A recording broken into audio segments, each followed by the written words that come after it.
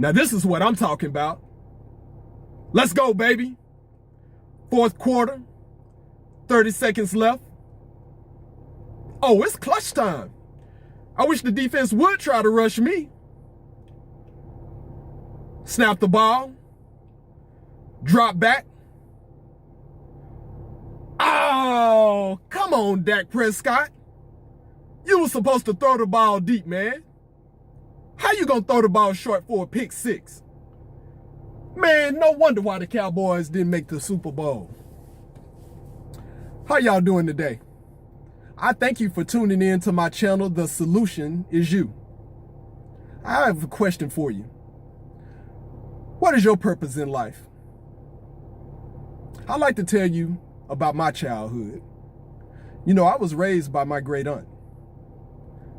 My great aunt raised me from about the age of 5 till I was about 16. She was a nice woman, very cheerful, very loving, very giving. I love my great aunt. I called her Big Mama. Man, I tell you, Big Mama didn't play no games. She made sure I was in the house at a certain time. She made sure I did my homework every single day. Big Mama was always looking out for me. Big Mama enrolled me in what was called the Boys and Girls Club, a great organization. Big Mama took me down to the Boys and Girls Club. She made sure that I was around other people being productive.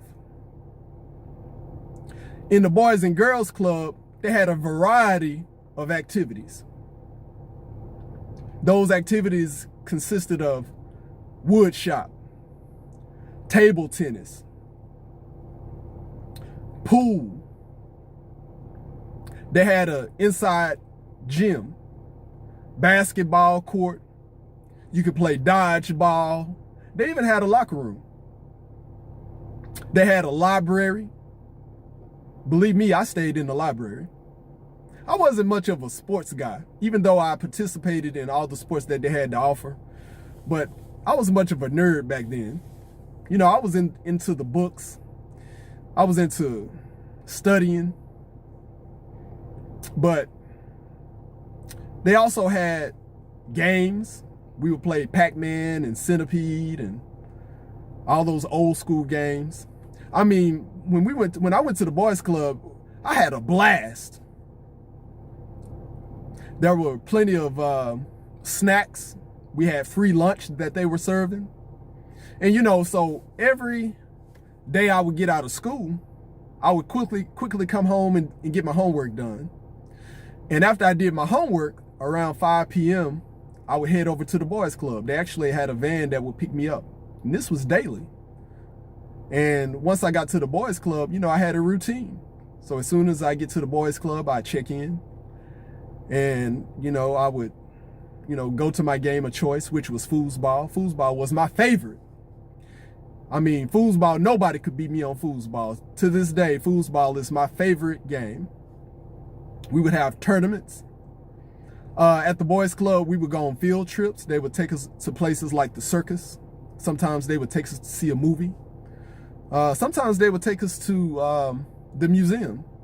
So this was a great place, a great foundation to be productive, to get to know other people, to mingle and be around different people, different races, different experiences.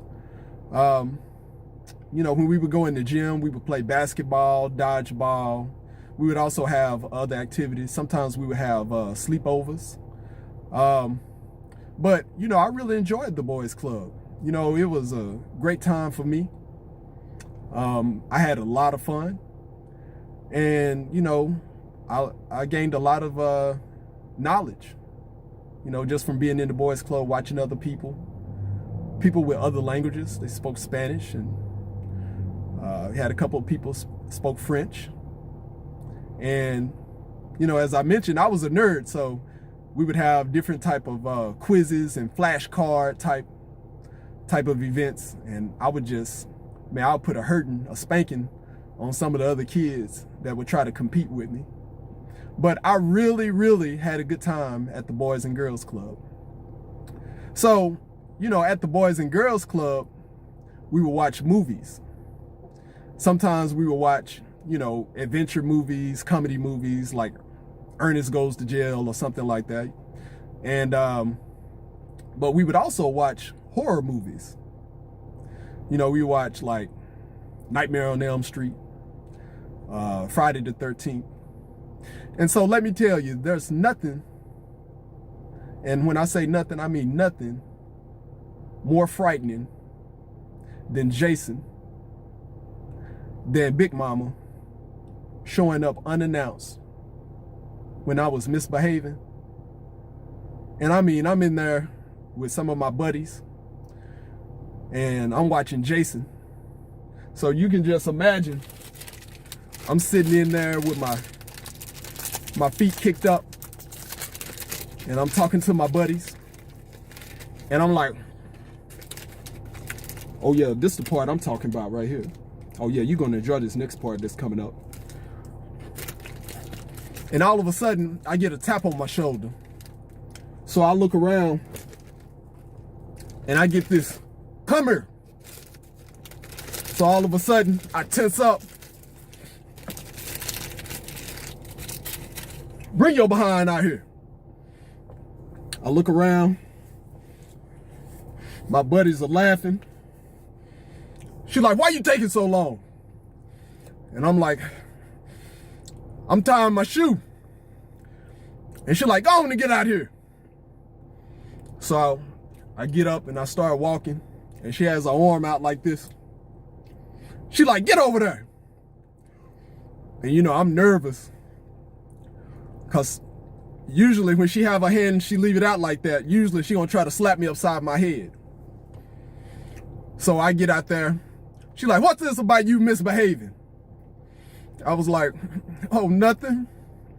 She was like, you had me come up here, got my blood pressure all high. Why you up here misbehaving? I said, I didn't do anything. She said, go get in that car and let's go home. I said, yes, ma'am. And we were out. Big Mama didn't play any games. And why it always seems like Big Mama was always one step ahead. She was like a CIA operative. Always had the latest intel. So, it was one day I decided to shoot hooky from the boys club and I showed up later and she called me. It was about 3 o'clock. She called me, she said, so where were you at? And I said, I was at the boys club. I was with Chris playing pool. And she said, no, you wasn't. I called up there and I spoke to Chris and he said he hadn't seen you all day. She said, get your butt on home. We're going to talk about this when you get home. And I'm like, yes, ma'am. Man, can't get nothing past Big Mama. Woo. And there was another time where Big Mama came to the boys club and she had some plastic sacks with her. She said, here, take this sack. And I'm like, what is this for? She said, I need you to go to each trash can and I need you to take the cans out of the trash can because this is how she made her money, by taking aluminum cans and then taking them to the recycling plant and exchanging it for money. You can imagine the humiliation on my face. How would that look? All the girls and the other guys watching me dig in the trash and they're walking by me saying, hey, what you doing in the trash? And I'm looking like, man, I'm just trying to help my aunt. And they laughing like, man, you trying to get some food out of there, right? Man, I tell you, that was the most embarrassing time of my life. I told you that story for a reason. I didn't take the chance to tell my great aunt how much I loved her. Unfortunately, she passed away. Life is short. I would like for you to take the time and tell those who are looking after you how much you love them and how much you appreciate them. Each of us were placed here for a reason. We all have leadership qualities. We also have talents. We were put here to use those talents to help others. I appreciate you for tuning in today. Remember, the solution is you. Until next time, have a great day.